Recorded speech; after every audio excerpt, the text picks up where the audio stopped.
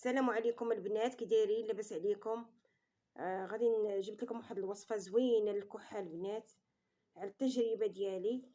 انا كانت جاتني كورونا، كانت جاتني في شهر واحد، وجاتني في شهر جوج، وجاتني قبل العيد، وجاتني من ورا العيد. الحمد لله. كانت كتجيني هذيك الكحه صعيبه بزاف، كانت كتقجتني. كنت دوزت عند الطبيب، كليت الدواء وداك الشيء، كنت دوزت عند الطبيب خرج لي الدواء. هذا كنا هنايا مزيان تبعتهم، ولكن درت هاد الوصفه هذه ديال الكحه. انا كانت كتجيني بداخل التنفس، صافي كيمشي ليا التنفس، ودرت هاد الوصفه هذه ديال الكحه. كانت كتقجتني، ما كتخلينيش نهضر بصفه نهائيا. وراه في 3 ايام البنات كتحيد منكم الكحه، راه رائعه. غادي نبدا معكم المكونات. والله يحفظنا يا ربي من هاد الوباء، الله يعمر صدر ربي، يحيد علينا هاد الوباء يا ربي، لينا وجميع المسلمين يا ربي. عندنا كاس تاع دانون، اللي بغا دير هاد الكبير ديرو، اللي بغا دير داك ديال درهم ديرو. وعندنا تومه قد هاد الطاقاده البنات، ما تفوتوش هاد الطاقاده.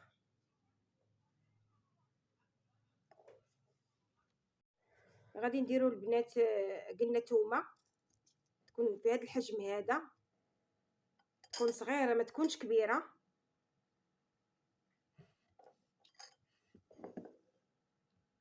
عندنا نص معلقه ديال سكينجبير، قد هاد القياس ديال هاد المعلقه، غير نص حتى لهنايا، حتى لهنا. وعندنا معلقه عامره، هانتوما ما عرفتش كيبان لكم. وعندنا معلقه عامره ديال الخرقوم، معلقه عامره ديال الخرقوم. نعاود المكونات. عندنا نص معلقه ديال السكينجبير مطحون، يكون مطحون على اليد. وعندنا معلقه عامره، غير نص ديال السكينجبير، غير نص ديال هاد المعلقه. وعندنا معلقه عامره قد هاد القياس ديال الخرقوم، وتومه صغيره.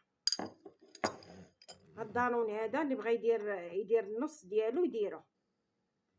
غادي نشدو نفرغوه هنايا. بسم الله.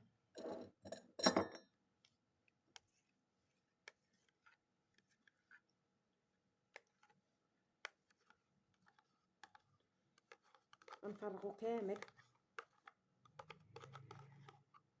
راه مده 3 ايام حيدت مني انا الكحه، ما كانتش كتخليني كاع نهضر نهائيا، كانت كتقجتني.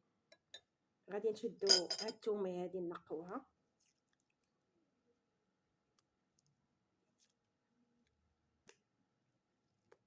غزاله البنات هاد الوصفه هادي.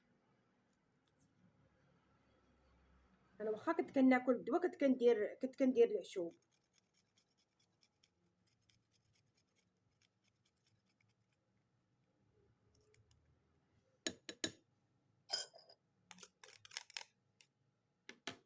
غادي نشد هاد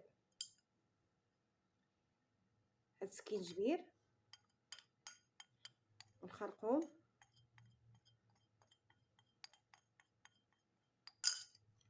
وغادي نخلط المكونات كاملين.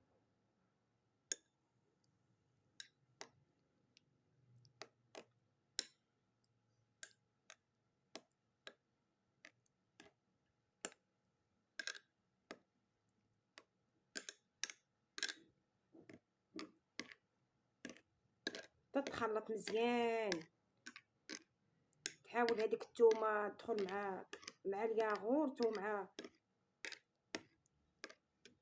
تولي على هذا الشكل البنات.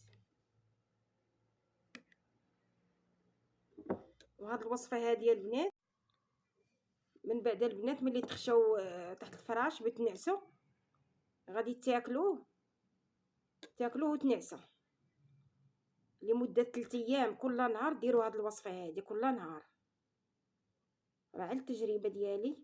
راه ما غاديش تبقى فيكم الكحه. انا كانت في ديك الكحه الواعره، على حسب ملي كنت كنهضر كنت كنتقجت وكيمشي ليا التنفس.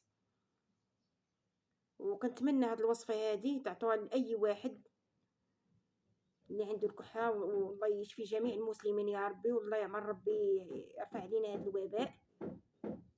وكنتمنى هاد الوصفة تعجبكم يا ربي، وبارطاجيوها مع الأحباب والأصدقاء يا ربي.